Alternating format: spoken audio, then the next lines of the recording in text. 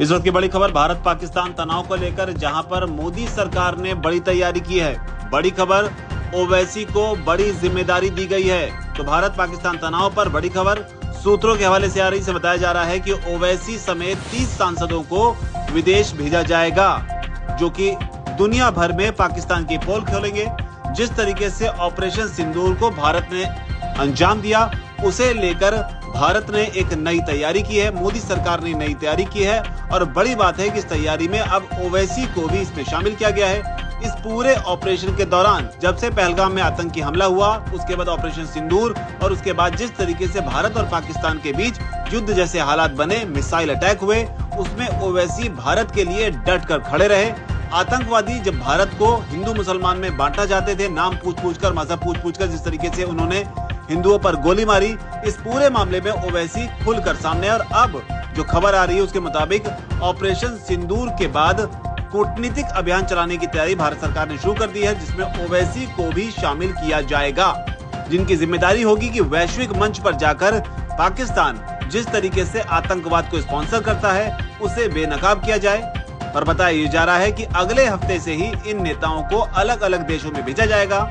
और जो बड़ी बात है वो ये है कि केंद्र सरकार ने जो लिस्ट तैयार की है, उसमें कई राजनीतिक दलों के सांसद जो हैं वो शामिल हैं। इसके अलावा जिन पार्टी के सांसदों को इसमें शामिल किया गया है, जो खबर है उसके मुताबिक उन सांसदों ने भी अपनी मंजूरी जो है, अपनी उपस्थिति की जो मंजूरी है वो दे दी है। हालांकि फाइनल लिस्ट क्या होगी और इसमें कितने सांसद तैयार होंगे और कौन कौन से देशों में इन सांसदों को भेजा जाएगा, उसकी जानकारी अभी और आनी बाकी है। लेकिन फिलहाल जो अपडेट आई है, सूत्रों के हवाले से बताया जा रहा है कि 30 से ज्यादा सांसदों को इस मुहिम का हिस्सा जो है वो बनाया जा सकता है। इसके अलावा बताया ये भी जा रहा है कि नेताओं का ये जो डेलीगेशन है वो 10 दिनों तक अलग अलग देशों का दौरा करेगा और इस दौरे के दौरान किस तरीके से भारत के पक्ष को दुनिया के सामने रखना और किस तरीके से पाकिस्तान को एक्सपोज करना है, इसके लिए विदेश मंत्रालय, भारत का जो विदेश मंत्रालय है MEA, वो सांसदों को जो राजनयिक मिशन है उससे पहले उसकी ब्रीफिंग देगा, उसकी जानकारी देगा कि आखिर किस तरीके से भारत के पक्ष को मजबूती से रखना है। हालांकि जानकारी के मुताबिक इस जो डेलीगेशन बनाया जा रहा है, इस डेलीगेशन में भाजपा, कांग्रेस,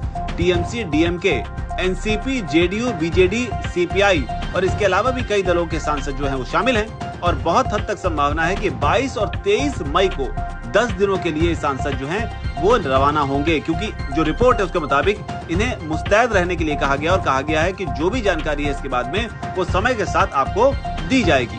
लेकिन इस पूरे डेलीगेशन के दौरान जिन दो नामों की सबसे ज्यादा चर्चा हो रही है, वो नाम शशि थरूर और असदुद्दीन ओवैसी का है, क्योंकि राजनीतिक तौर पर ओवैसी और थरूर दोनों ही प्रधानमंत्री मोदी और बीजेपी की जो आइडियोलॉजी है उसके बिल्कुल विपरीत है। ओवैसी जहां मुस्लिम नेता कहे जाते हैं, तो वहां बीजेपी की राजनीति इससे बिल्कुल उलट मानी जाती है, जबकि थरूर जो है वो कांग्रेस पार्टी के हैं। हालांकि हाल फिलहाल के दिनों में वो जरूर कुछ ऐसे बयान देते दिखाई पड़ रहे हैं जो कांग्रेस को उतने पसंद नहीं आ रहे हैं। लेकिन ओवैसी के नाम पर कई लोगों को हैरानी हुई, लेकिन जिस तरह से उन्होंने भारत का पक्ष रखा, जिस तरीके से उन्होंने सुझाव दिए कि किस तरीके से UN में जाकर पाकिस्तान को किस तरीके से तकनीकी आधार पर बेनकाब किया जा सकता है, उन तमाम बातों को अगर देखें तो ओवैसी एक अच्छी खासी समझ रखते हैं।